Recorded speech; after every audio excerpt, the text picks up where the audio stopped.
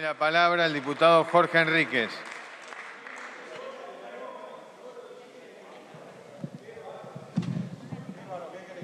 Muchísimas gracias, señor presidente. Silencio, por favor.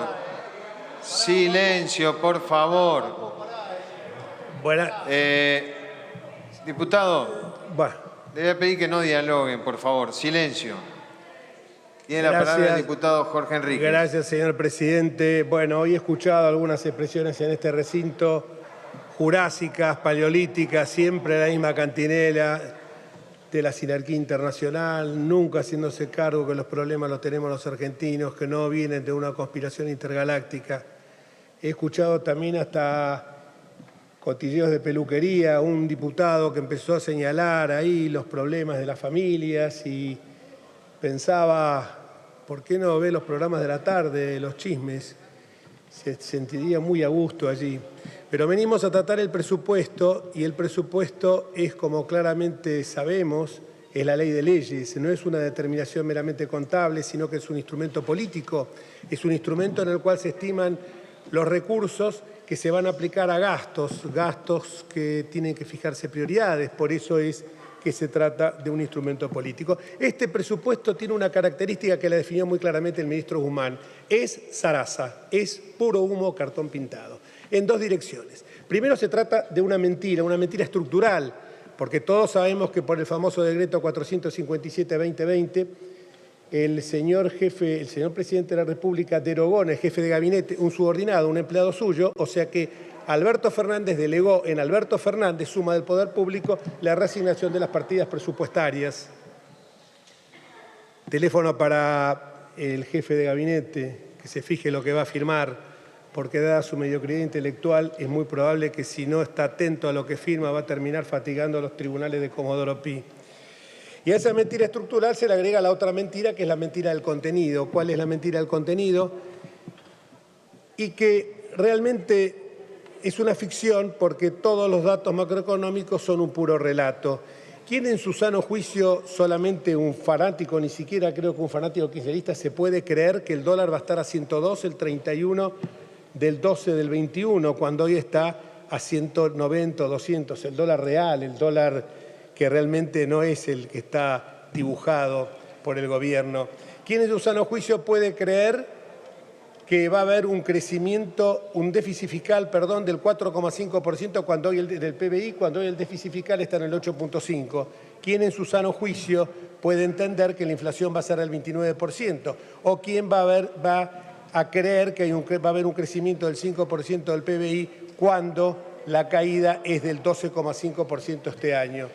Les aclaro que el déficit fiscal, cuando nos fuimos del gobierno, una mala noticia para ustedes, fue exactamente de menos de 1 punto. Hoy lo tenemos, como decía recién, en el 4,5%. Pero no voy a discutir del pasado, porque tendría que referirme entonces a que dejamos un tipo de cambio competitivo, superávit primario, superávit energético, un déficit fiscal, como digo, realmente muy bajo en relación a que nos dejaron ustedes, y con reservas federales, que permitieron que Kicillof pagara sin chistar toda la deuda que tenía en la provincia de Buenos Aires, incluso pagando en algunos casos hasta intereses punitorios, una aberración en lo que hace el mercado internacional de capitales. La situación económica es realmente desesperante debido a dos factores, principalmente la clausura absoluta de la economía económica, que no ocurrió en ninguna otra parte del mundo y que se hizo en aras de tener efectos positivos en el aspecto sanitario. El gobierno de científicos iba a resolver este problema. Mala noticia. Estamos entre los 10 países que tienen más alto índice de letalidad, más alto índice de mortandad y más alto índice de infecciosidad, digo bien. Sin embargo, estamos entre los 10 países que menos testeos hacen. O sea que gobierno de científicos, gobierno de inútiles en el plano económico, de incapaces en el plano sanitario. Sin embargo, los ministros, se les pidió la renuncia a algunos de acá, siguen en sus cargos, en sus poltronas, cómodamente sentados. Y el otro aspecto es la extraordinaria impericia que ha demostrado este gobierno, sin gestión, sin rumbo económico y ufanándose de que no tiene un plan económico encima. Esto la verdad que es gracioso porque andamos, como alguien dijo en el Titanic, discutiendo el color de los camarotes, si va a verde o celeste, y nos estamos por estrellar contra el iceberg. Lo que sí hay son iniciativas de corte chavista, como por ejemplo la intervención de Vicentín, o la tolerancia rayana con la complicidad de autoridades del gobierno nacional en las tomas y en las usurpaciones. Pero no queremos poner palos en la rueda y por eso, si bien nos oponemos a este presupuesto, no vamos a tirar 14 toneladas de piedra como nos tiraban a nosotros. Aun cuando este presupuesto va en contra de los jubilados, va en contra de la clase media, va en contra del único sector que puede aportar dólares a nuestra economía, que es el campo. Por un principismo fundamentalista que favorecería nuestra autoestima, tendríamos que votar en contra, pero esto suele no servir para sociedades que progresan. Por eso acá entramos de vuelta con esa lucidez tan brillante que tenía Max Weber en aquella disyuntiva que sabía tan bien distinguir entre la ética de las convicciones y las éticas de la responsabilidad.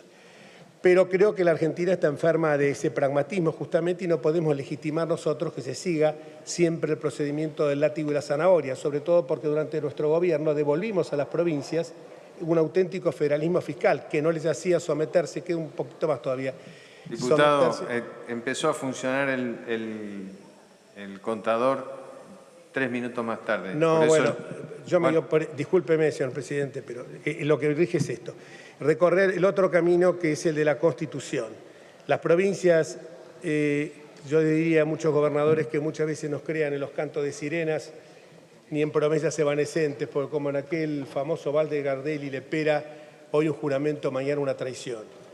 Por otra parte, de la lectura del presupuesto surge claramente el debilitamiento que están haciendo con el Poder Judicial, con todos los órganos de control, la Oficina Anticorrupción, la Unidad de Intervención Fiscal, de Información Fiscal, y esto se ve claramente reflejado en el gasto, porque se destina a las partidas, y me voy a centrar nada más que en la UIF, una significativa baja en materia de personal permanente del 33%, pero es sugestivo que mientras van a echar gente que ya la están echando en la UIF, que son gente altamente capacitada que llegó a sus cargos por concurso, por eso rebajan el 33%, fíjense qué cosa curiosa, aumentan los servicios técnicos y profesionales en un 13,18%, disminuyen el personal técnico dependiente del organismo y con mayores responsabilidades para permitir el ingreso de contratados que van a ser reclutados en el Instituto Patria seguramente.